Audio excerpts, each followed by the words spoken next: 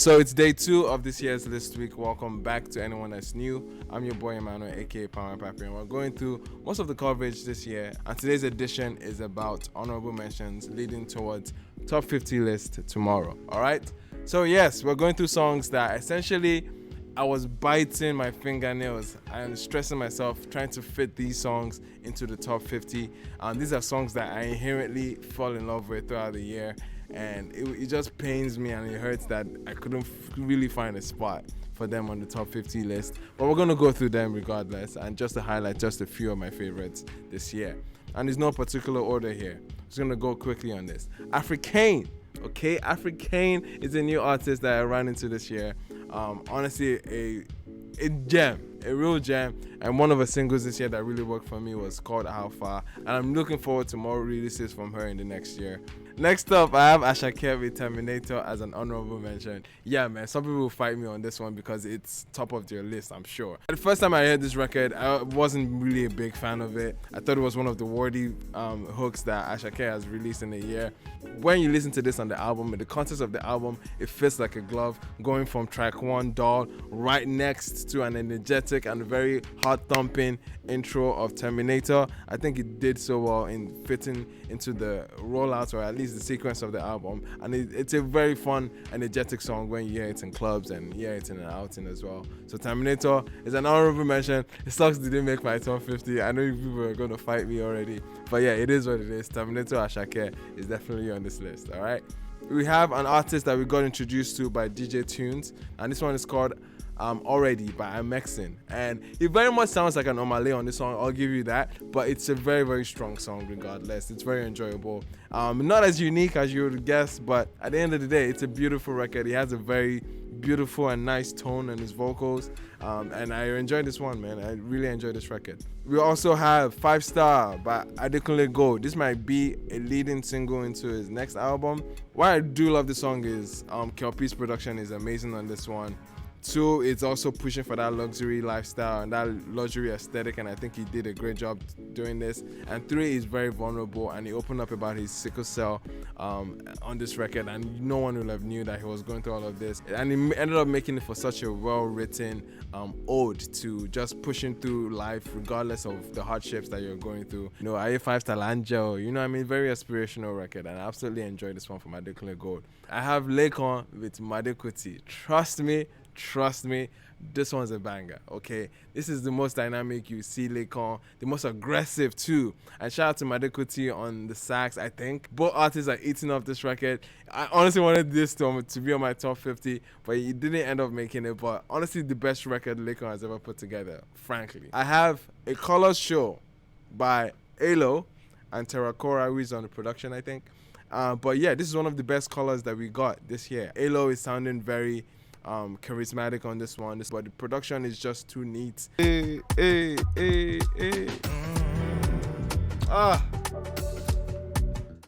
Now, speaking of colors, yes, this is one song that people will definitely come out for me. Closer by Oxlade. I love this song. Trust me. Career-changing record for him, and I love that he did so well for him. But it's so, at the end of the day, it's an okay song compared to the rest of the songs that I have on top 50. I'll be honest, okay? It's an okay record. It's very fun. It's very energetic. Again, I love these songs, but I just didn't see it fit into or going side by side by any of the songs I have in the top 50. At the end of the day, my list is not based off of cultural impact. It's based on Emmanuel impact. But it's still a fantastic record, and I love the remix with Camila as well. Speaking of songs that's probably making your top 5, if you're an auntie or a mommy out there, I have Buga Lo Lo Lo by Kizz and Tekno.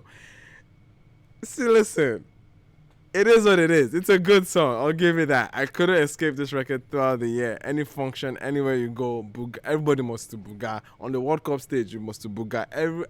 No, this song is literally, I think the number one. No, I think it is the number 1 song on Turntable's charts. And yeah, fantastic record, blazing record. But at the end of the day, it's still a generic approach from Kizz. And I'm not saying that's a bad thing, but I still feel like a lot more thought, a lot more creativity went into some of the other songs that I picked out for my list. But I'm still definitely going to honorably mention this. Of course, you can't go defining 2022 without mentioning this song. It would be crazy to ignore this song. And I have MI, the guy. Now, this is a beautiful love song. From the title, obviously. I enjoyed One Day's hook on this, and MI obviously connecting this record down to his real life marriage. And I myself got married this year too, so this song just tugging on the emotional strings, you know. And it's a very, very beautiful romantic record, and I absolutely enjoyed it, man. From One Day Cole and MI Baga, two goats, two memes, you know. Next up for my honorable mentions, I have Crow Santino, aka Santi, with Final Champion. Hey.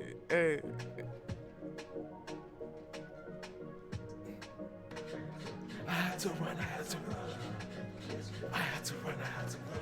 Yeah, man, say what you want to say about this Subaru album, man, but you're not taking this record away from me, man. T.I. Blaze and Barry J with Oba. Now, this is Barry J in his finest form. Finest form for Barry J. The verse he put out on this record, completely heartfelt. Absolutely love it. It's an aspirational record as well, as you would expect from T.I. Blaze, and this is one of the strong ones from his debut EP, The Fresh Prince of Lagos. I was about to say LA. Next up, we're going to Canada. We have Tomi, okay, linking up with the Yaba Buluku boys, and this is one of my favorite Amapiano records this year. Hold You. Fantastic, energetic record. I'm obsessed with this one. It's a great car ride song. Trust me, man. The production on this from Yaba Buluku is absolutely electric. And of course, you've seen, if you're aware of Tomi's talent, she's blazing on the vocal ends of things here. And this is one artist you definitely need to be paying attention to from the Canadian scene for Afrobeats, you know. So yeah, look up Tomi, Yaba Buluku boys, Hold You. A fantastic bop. Next up, I got Wiz, Money and Love. This was the leading single into his latest album, but I just can't help it. The production on this is probably one of the best we've come across this year. Very luxurious and very fancy in its aesthetic, and Wizkid is just oozing a lot of swag and steez on this one. I don't think it's the most appropriate opener to the album, but it's still a fantastic record that I definitely had to make a mention of this year. Speaking of Wiz, we have Terry, but this time around it's For Here off of his In Transit EP. For Here is definitely a fun record. I really love the part where it goes, "Oh yeah, play me for a lot." I don't know, call me crazy, but I love that shit, man. Next up, my honorable mentions. Forgive the cover art. I know it's, one of the worst cover arts on my list, but it's a bop.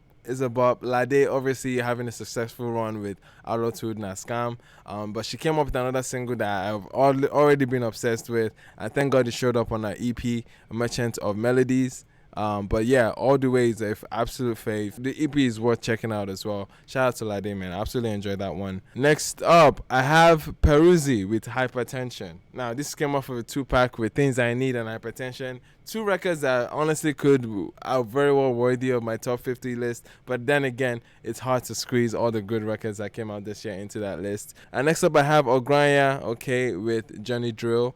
And the song is called I'm Sorry. Absolutely love this record. Again, another song that I can't really fault so much, but it's just not hitting as much as what we have on top 50, and it's just as difficult to make that list. And this is another one I felt was worthy to mention throughout this year. Dino Liske and Victoni had a song together, and it's crazy that this song doesn't belong to either of them. It belongs to S High. I don't know who or what that is. I think it's an entity, but trust me, this is an atmosphere that caters both to Victoni and Dino Liske. We're seeing Dino Liske in a much more, obviously not an Amapiano fashion, but yeah, I mean, he still had enough steez and charisma on the record to blend well with Victoni's runs, and I think this record absolutely works well. Hypnotized. Now, a quick heads up for anyone that wants to check out this next song. Make sure there are no kids around when playing this one. That's all I'll say.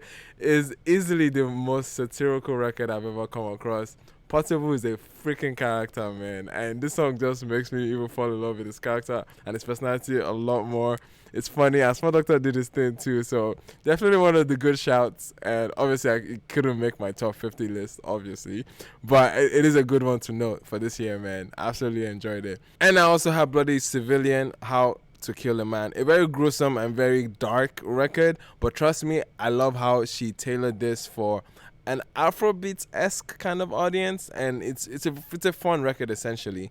It's a very upbeat and fun record, but obviously a dark theme that I don't see that many people address in Afrobeat. So it's a nice taste to see Afrobeats in this such a dark way. She usually describes how she wants this man killed. This man really did a number to her. And obviously, it's a fun record at the end of the day. And speaking of women that are going to dominate next year, I have Madina with Citrus Tears. This song came at the end of the year, very late in the year. Honestly, this song could have made my top 50 if I guess I had more time with the song, but it's obviously one of the finest R&B cuts you'd hear from any artist this year. Beautiful outro for the album, and I really enjoyed it. Citrus Tears. Go check it out if you haven't. There you have it, ladies and gentlemen, boys and girls. That was day 2 honorable mentions for my songs. Look out for tomorrow's list. We're getting into the top 50 songs. Get ready, brace yourself. All right, it's about to happen. Let's do it. Peace out.